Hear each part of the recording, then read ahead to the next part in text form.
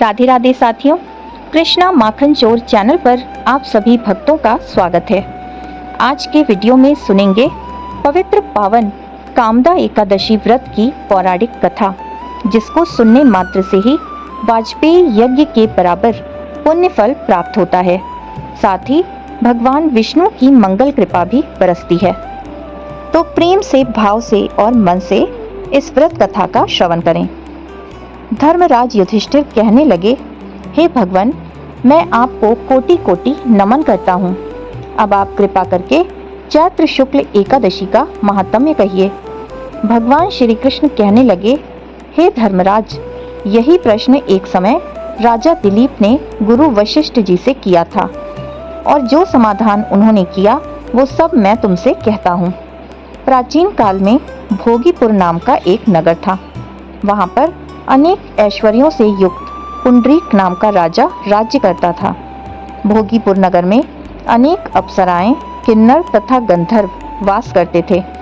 उनमें से एक जगह ललिता और ललित नाम के दो स्त्री पुरुष अत्यंत वैभवशाली घर में निवास करते थे। उन दोनों में अत्यंत स्नेह था, यहाँ तक कि अलग अलग हो जाने पर दोनों व्याकुल हो जाते थे। एक समय पुंडरीक की सभा में अन्य गंधर्वों सहित ललित भी गान कर रहा था।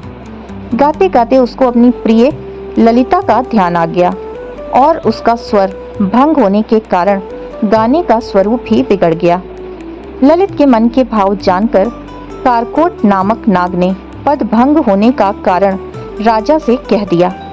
तब पुंडरीक ने क्रोधपूर्वक कहा कि तू मेरे सामने गाता हुआ अपनी स्त्री का स्मरण कर रहा है, अतः तू कच्चा मांस और मनुष्यों को खाने वाला राक्षस बनकर अपने किए कर्म का फल भोग।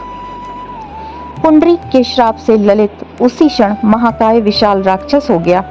उसका मुख अत्यंत भयंकर, नेत्र सूर्य चंद्रमा की तरह प्रदीप्त तथा मुख से अग्नि निकलने लगी। उसकी नाक पर्वत की कंदरा के समान विशाल हो गई और गर्दन पर्वत के समान लगने लगी। सिर के बाल पर्वतों पर खड़े वृक्षों के समान लगने लगे तथा भुजाएं अत्यंत लंबी हो गईं। कुल मिलाकर उसका शरीर 8 योजन के विस्तार में हो गया। इस प्रकार राक्षस होकर वो अनेक प्रकार के दुख भोगने लगा। जब उसकी प्रियतमा ललिता को यह वृतांत मालूम हुआ तो उसे अत्यंत दुख हुआ और वह अपने पति के उद्धार का यत्न सोचने लगी। वह राक्षस अनेक प्रकार के घोर दुख सहता हुआ घने वनों में रहने लगा। उसकी स्त्री उसके पीछे पीछे जाती और विलाप करती रहती। एक बार ललिता अपने पति के पीछे घूमती घूमती विंध्याचल पर्वत पर पहुंच गई, जहां पर श्रृंगी ऋषि का आश्रम था। ललिता शीघ्र ही श्रृंगी ऋषि के आश्रम में गई और वहां जाकर विनीत भाव से प्रार्थना करने लगी। उसे देखकर श्रृंगी ऋषि बोले कि हे सुभगे, तुम कौन हो और यहाँ किस लिए आई हो? ललिता बोली कि हे मुने, मेरा नाम ललिता है। मेरा पति राजा पुंडरीक के श्राप से विशालकाय राक्षस हो गया है। इसका मुझको महान दुख है। उसके उद्धार का कोई उपाय बताएं। श्रृंगी ऋषि बोले, हे गंधर्व कन्या, अब चैत्र शुक्ल एकादशी आने वाली है, जिसका नाम कामदा है। इसका व्रत करने से मनुष्य के सब कार्य सिद्ध होते हैं। यदि तू कामदा एकादशी का व्रत कर उसके पुण्य का फल अपने पति को दे दे तो वो शीघ्र ही राक्षस योनि से मुक्त हो जाएगा और राजा का श्राप भी अवश्यमेव शांत हो जाएगा। मुनि के ऐसे वचन सुनकर ललिता ने चैत्र शुक्ल एकादशी आने पर उसका व्रत किया और द्वादशी को ब्राह्मणों के सामने अपने व्रत का फल अपने पति को देती हुई भगवान से इस प्रकार प्रार्थना करने लगी, हे प्रभु, मैंने जो ये व्रत किया है इसका फल मेरे पतिदेव को प्राप्त हो, जिससे वो राक्षस योनि से मुक्त हो जाएं। एकादशी का फल देते ही उसका पति राक्षस योनि से मुक्त होकर अपने पुराने स्वरूप को प्राप्त हो गया।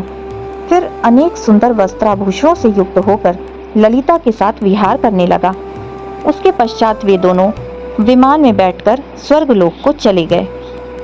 मुनि वशिष्ठ कहने लगे, हे राजन, इस व्रत को विधि पूर्वक करने से समस्त पापों का नाश हो जाता है तथा राक्षस आदि की योनि से भी मुक्ति मिलती है। संसार में इसके बराबर कोई और दूसरा व्रत नहीं है। इसकी कथा को पढ़ने और सुनने से वाजपेयी यज्ञ का फल प्राप्त होता है। कामदा एकादशी व्रत कथा संपूर्णम। फिर से मिलेंगे मेरे चैनल कृष्णा माखन चोर पर। तब तक के लिए राधे राधे।